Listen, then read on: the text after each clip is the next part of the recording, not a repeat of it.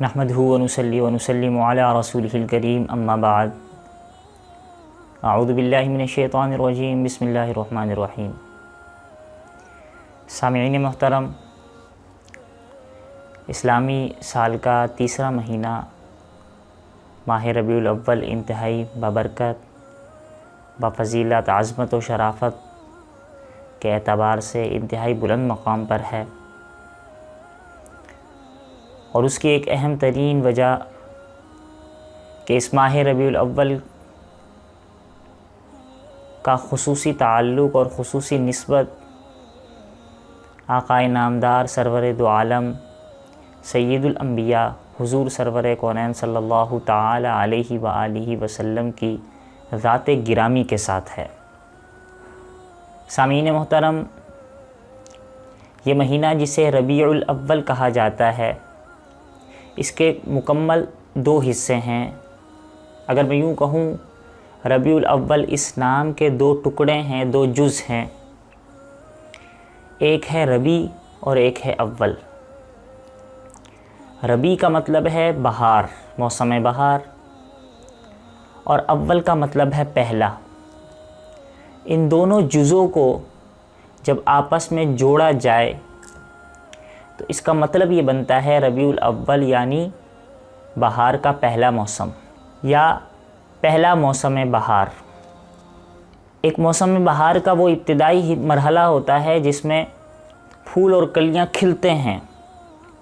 اور ایک موسم بہار کا وہ مرحلہ ہوتا ہے جس میں پھل پک جاتے ہیں۔ تو موسم بہار کا وہ مرحلہ جس میں پھول اور کلیاں تر و تازہ ہو کر کھلتے ہیں اسے ربیع الاول کہتے ہیں، اور موسم بہار کا وہ مرحلہ جس میں پھل پک جاتے ہیں اسے ربیع الثانی کہتے ہیں۔ یہی وجہ ہے کہ یہ دونوں لگاتار مہینے، پہلا مہینہ ربیع الاول اور دوسرا مہینہ ربیع الثانی، اس مہینے کی فضیلت قرآن و حدیث سے واضح طور پر منقول نہیں ہے، لیکن اتنی بات ثابت ہے کہ اس مہینے میں آقائے نامدار سرور دو جہاں احمد مجتبیٰ محمد مصطفیٰ صلی اللہ تعالی علیہ وآلہ وسلم کی ولادت باسعادت ہوئی ہے، اور حضور علیہ الصلاۃ والسلام کے ساتھ اس مہینے کے تعلق اور اس مہینے کی نسبت نے اس مہینے کی عظمت کو، اس مہینے کی فضیلت کو، اس مہینے کی شرافت اور برکات کو چار چاند لگا دیے ہیں، اس مہینے کو بھی گویا افضل بنا دیا ہے۔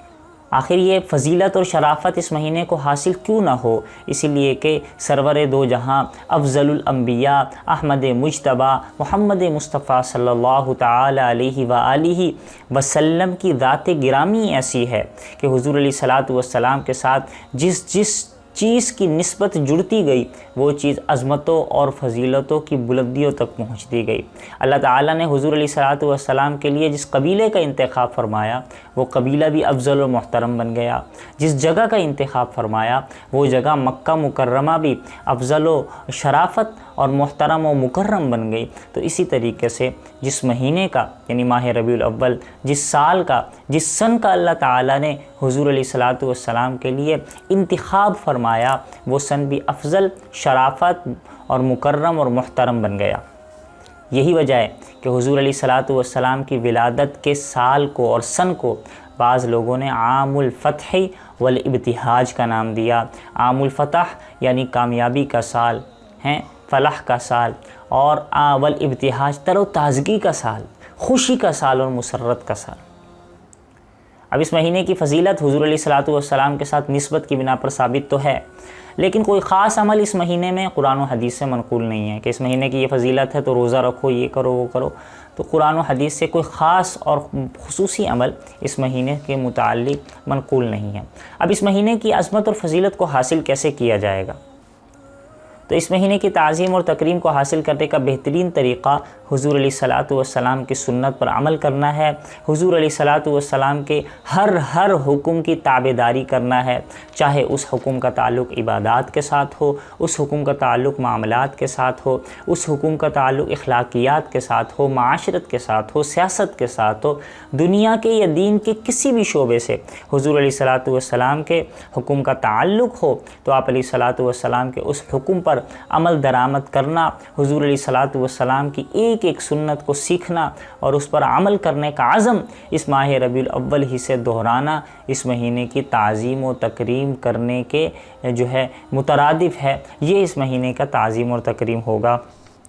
اور پھر ساتھ ساتھ اپنے عقائد کی اصلاح کرنا، شرک اور بدعات سے پرہیز کرنا، رسم و رواجوں سے جو ہے مکمل طور پر اجتناب کرنا، اور کوشش یہ کرنا کہ ہر قسم کے حلال اور جائز طریقے اپنائے جائیں، حرام اور ناجائز طریقے کو چھوڑا جائے، کیونکہ انسان کی زندگی کا دار و مدار، انسان کے دین کا دار و مدار انہی اشیاء پر ہے۔ غرض اپنے ظاہر و باطن کو حضور علیہ الصلوۃ والسلام کی سیرت سے، حضور علیہ الصلوۃ والسلام کی سنتوں سے مزین کرنا۔ دراصل ربیع الاول کے بار بار آنے سے ہمیں یہی سبق ملتا ہے، ہمیں اسی چیز کو اپنانا ہے کہ اپنے ظاہر و باطن کو حضور علیہ الصلوۃ والسلام کی محبت سے پر نور اور معطر کرنے کے لیے حضور علیہ الصلوۃ والسلام کی سنتوں اور سیرت پر عمل کریں۔ دعا ہے کہ اللہ تعالی ہمیں آقا دو جہاں صلی اللہ تعالی علیہ وآلہ وسلم کی سیرت اور سنتوں پر عمل پیرا ہونے کی توفیق مرحمت فرمائے۔ وما علینا الا البلاغ۔